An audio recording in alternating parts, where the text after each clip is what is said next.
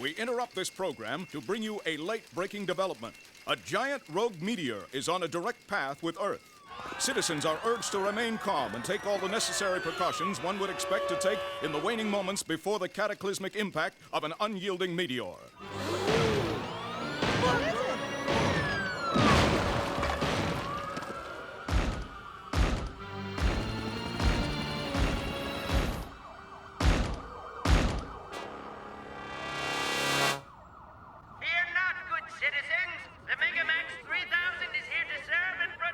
While causing millions in gratuitous property damage. And to think our guidance counselor wanted us to pursue a career in auto detailing.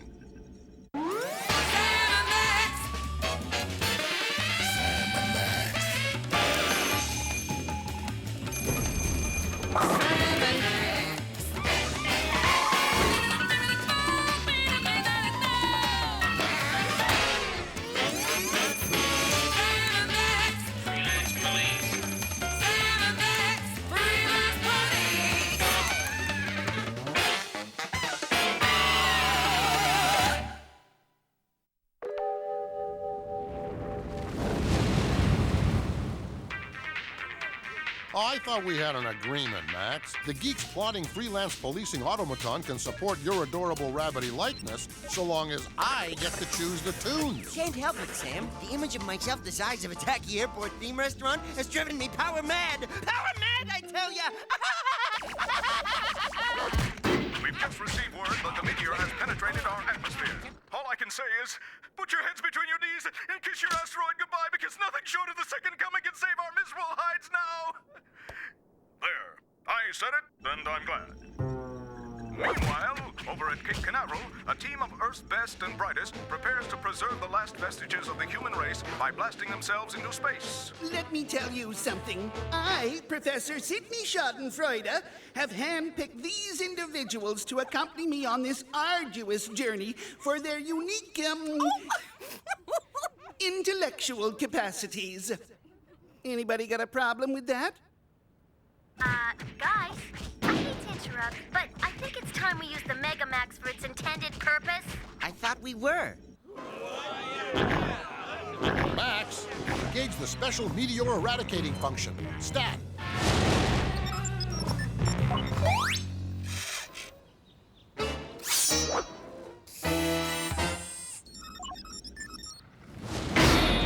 Well, it looks like he got all of that one, folks. It's going!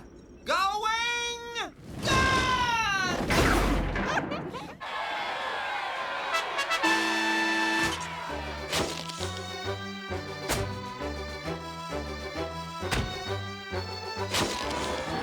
Darla Guggenheek, for your selfless contribution to man and womankind, it's my rare privilege to present you, and those other fellas, these big, shiny medals of honor. Well, what do you think of that, huh?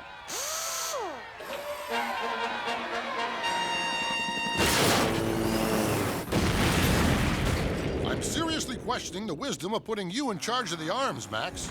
Look at it burn! Tell me, young lady, what does the future have in store for this wondrous monstrosity?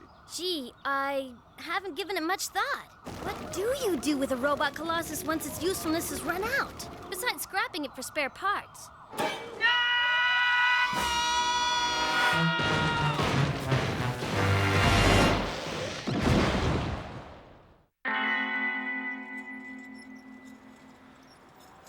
Have you no feelings, woman? You can't just dismantle our baby like some long-forgotten science fair project. Well, we have to do something. We can't just let it rot in the street. But we need our ridiculously oversized souvenir, Faded Glory, because it's so useful.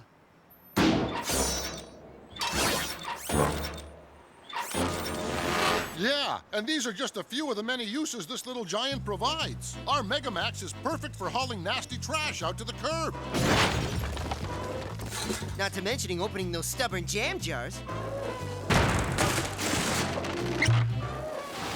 It's a godsend when I'm late picking the kids up at school. And talk about the view. Why, on a clear day, you can see almost all the way to the giant robot in the next big city. Those things are all well and good, but I think the MegaMax deserves better. And you should too. Gee, I never thought of it that way. These menial domestic tasks are beneath our beloved automaton. The Megamax truly does deserve better. You mean we're putting him to sleep, packing him off to the big scrapyard in the sky? Not quite, Muttonhead. We're taking him to Japan, where it can engage other freakish monstrosities of its kind and be happy. Road trip! We'll have to stock up on high-caliber snacks to keep us bouncing off the ceiling till daybreak. No time to stop, little pal. We'll have to make do with that gross of sugar-charged treats we have stashed inside the robot's cavernous nasal passages. But that'll hardly get us out of the harbor. Courage, Max. Courage.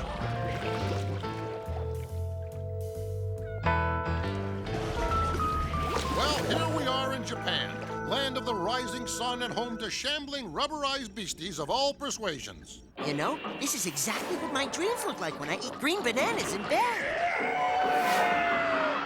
Looks like we got here just in time. This town is desperately in need of our extreme brand of unauthorized freelance policing. Extreme Freelance Police. Sounds like a committee-generated notion for next season, Sam. Quiet, Max, they'll hear you. Sweet mother in flats doing a salty crabwise shuffle. It's a titanic tyke. They mutate so fast, don't they? Aaiiieee! Topzilla! We have awakened him from his afternoon slumber! We must flee or die! Now there's a new twist on a tired old gag. You said it, Joe. Come on, you big baby! You want a piece of me? Is the big baby gonna cry? Let's see you cry! Daddy's precious little baby's gonna gush like an evangelist! Hang on. Here we go.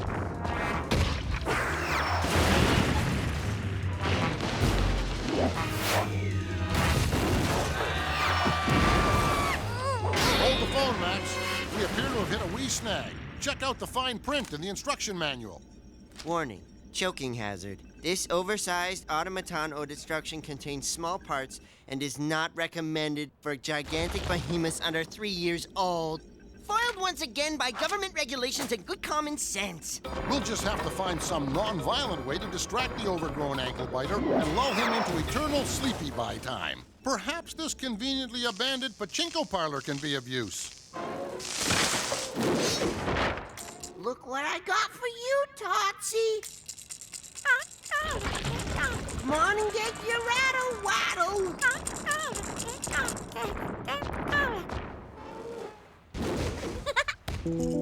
Rock-a-bye, Tootsie, or the treetops. When we trade blows, this robot will rock. When the ground shakes, this city will fall. Then down will drop Tootsie, diaper and all. You have a real way with these gargantuan rugrats, Max. Leaves me all warm and gassy inside. Thanks, Sam. But like all of your kind, you can purge that feeling with a mouthful of crabgrass. Oh, gee, that little shaver's a light sleeper. He must have a sore bum. I may be shooting off my dog lips here, Max, but I've got a nagging notion that Totzilla's economy-sized hissy fit is the result of parental neglect and a premature transition to solid foods. Then our mission is clear, Sam. Ooh, that's a big nipple. Let the baby have his bottle. My ability to read Japanese is sadly lacking, Max. Are you sure that was a milk tanker? You wanted milk? Well, I'll be.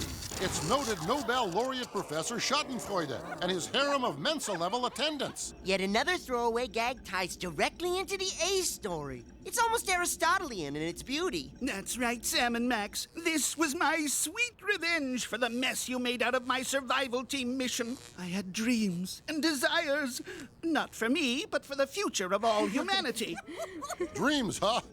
I'll bet you did. And now you foiled my dreams of vengeance. It's not fair for crying out loud in the mud. I'll get you for this. Easy, egghead. Don't get your pocket protector in a bunch. I think we may have inadvertently stumbled upon a solution that will rectify all of our problems. You see, Professor, in this way, you can continue your somewhat twisted brand of scientific research in outer space. And our Megamax gets a new job. Something worthy of its complete and utter hugeness. Goodbye.